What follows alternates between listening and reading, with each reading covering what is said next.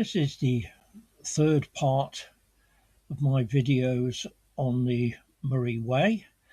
This covers the Speyside Way from Fochabers to Granton-on-Spey. The first picture here shows the River Spey as the bridge crosses it into Fochabers, which was a relief to reach after the 3 miles on the road from Garforth due to the collapsed railway bridge over the Spey. However, it wasn't the end of the road walking, as the Speyside Way continues on a road all the way to Brig, which is the second picture here. And that's when you actually come close to the Spey itself. And then it climbs up into a plantation. And I must say, this wasn't my favourite part of the Moray Way. In fact, it's a part that I would not do again. There was too much road walking on motor roads and also on logging roads in plantations. The route winds up and down all over the place. It's not that close to the Spey very often. In fact, overall, I'd say it was a bit of a mess, especially as it's supposed to be one of Scotland's national trails. Well, all I can say is that the Darver Way and the Moray Coast Trail are far superior, even if they don't have that official title. So, anyway, as I say, not my favourite. I didn't feel very inspired much of the time to shoot videos. I did take rather more in the way of still photographs, so I've put some of them in here to show some of the scenes that I saw. But as you can tell, overall I was not impressed. A railway viaduct that has not collapsed and is in fact still in use. This is where the Speyside Way, which has been on a road so far, comes down to the Spey for the first time since crossing it at Garforth. And here's the river gleaming in the late sun. And now I need to find somewhere to camp. My fourth camp of the walk, in a fine situation looking over the Spey and all the way out to the sea, which I left yesterday. I'm high up on the slopes of Ben Aidan, which is mostly covered by coniferous plantations, spruce and Scots pine. And I'm aware the only reason I have this view is because the area below the tent has been cleared at some point, and so far the regeneration has not stopped the views. Before clearing, I'd have been looking at that, which is not unpleasant, but not exactly a wide view. And I am right next to this forestry track, which is the Speyside Way here, and which I climbed up through those woods at the end of yesterday, which was hard work at the end of a 20-mile day, and found this lovely site. I'd carried water all the way from Fochabers, but in fact I have crossed one berm where I could have filled up. But anyway, this was a very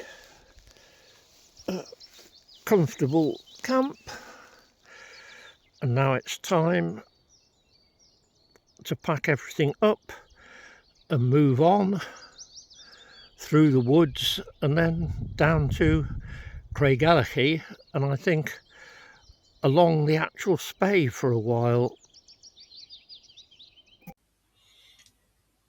Most of the walking to Craigellachie was in the conifers on a forest road, and then mostly in the trees on a motor road. However, there were a few excellent views, including this one, looking across the mix here of farmland and forestry to Birlinn. This is the impressive Telford Bridge at Craigellachie, which is definitely worth the short diversion to see.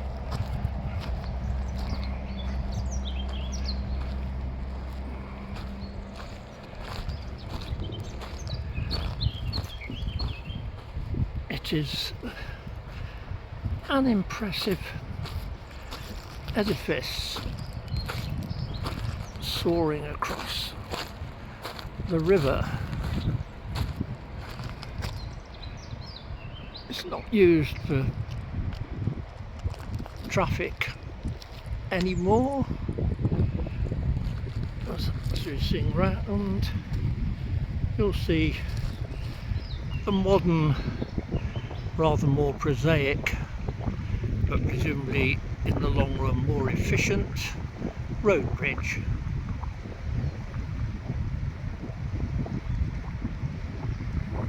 Aberlour was my last resupply point on the walk, where I bought food for the last couple of days.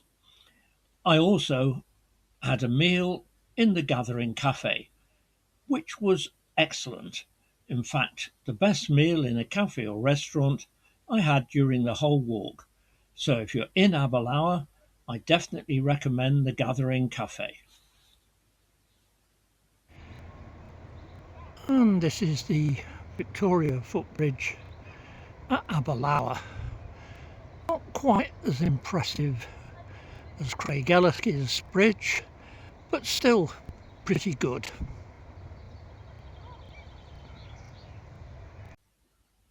From Craigellachie, the Speyside Way mostly follows the line of the old Spey railway, which ran from Boat of Garten to Dufton. This makes it similar to the last section heading north of the Darver Way, as it follows the straight, level old railway line, mostly through woodlands, often close to a road, too close at times, and past farms and other buildings. Occasionally you see the river. Where the river really comes into view, and there are good views, is when you cross it at Bridge of Carron. And not far beyond the bridge is the Knockando distillery, and you pass right underneath its walls. You can almost touch it.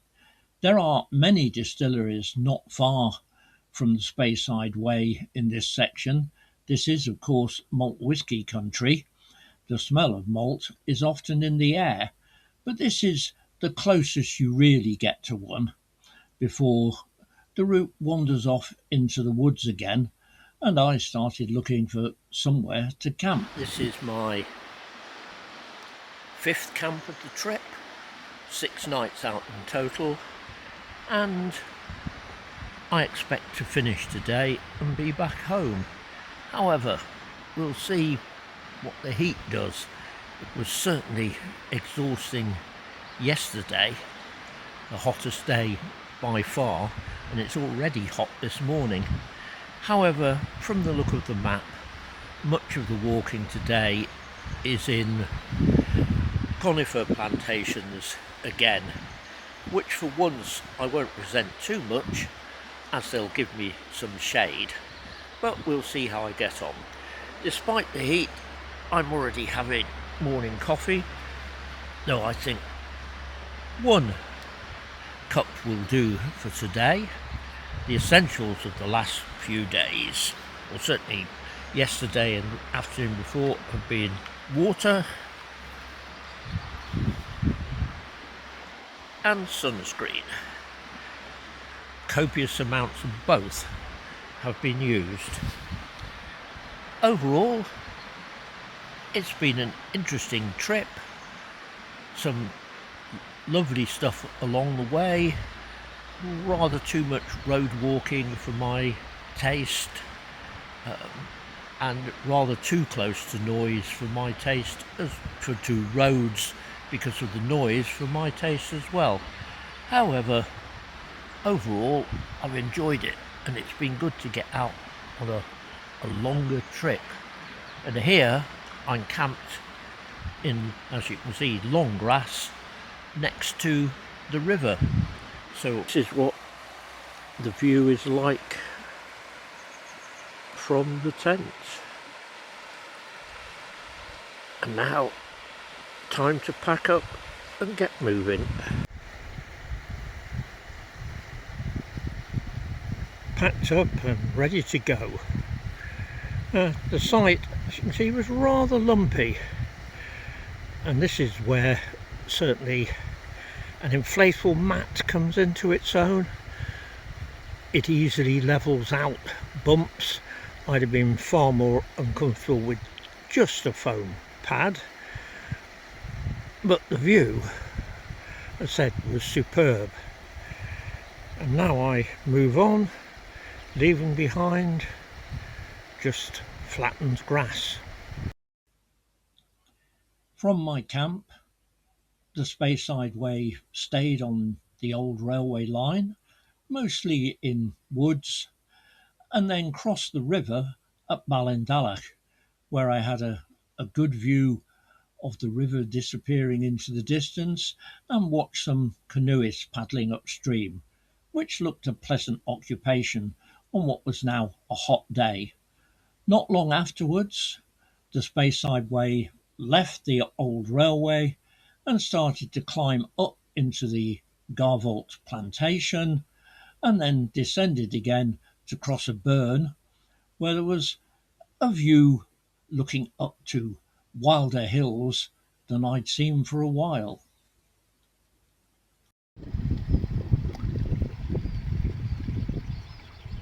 Back in hill country again. This is looking up to tarmac, just before the climb up into the woods of Lochring. Swinging round, I've just come through those woods up there. I've come down to this little burn, cross it on this footbridge, and up there are the woods of Lochring, and down there is water. I shall fill my water bottle before moving on. It is very hot today.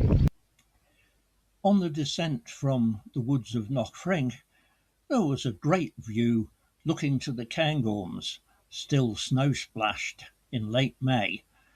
That was the end of the great views. I descended to what was, without doubt, the most horrible part of the Moray Way, and in fact a section I think is an insult to the idea of a great trail. There are endless gates to go through, walkers' gates, just wide enough for one person, with metal bars you have to pull apart to get through, and lined either side by barbed wire fences. So even when there are open meadows, you are corralled into these barbed wire fences to walk through. Sometimes they're really narrow, overgrown, and overall, as I say, an insult to the idea of freedom or long distance walking. I hated this section. During it, I re-entered the Cairngorms National Park, which I'd left soon after starting out a week earlier. However, this didn't improve the terrain or the walking. There were still endless gates and still all these barbed wire fences. I will never walk this section again. When eventually it started to climb back up into woods, it then found a huge cleared cut section and went straight through the middle of this, so that all around you've just got, cut down stumps and the debris from clear cutting.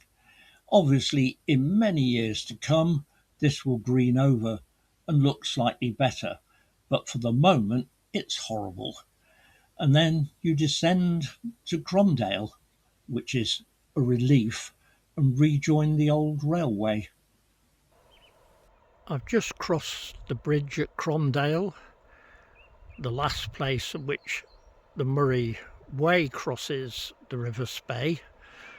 The Speyside Way, of course, continues on far up the strath from here, but this is where I leave it and return home and complete my circuit of the Moray Way. It's been an interesting walk. I hope you've enjoyed all my little videos and comments. Anyway, here's a last look at the River Spey.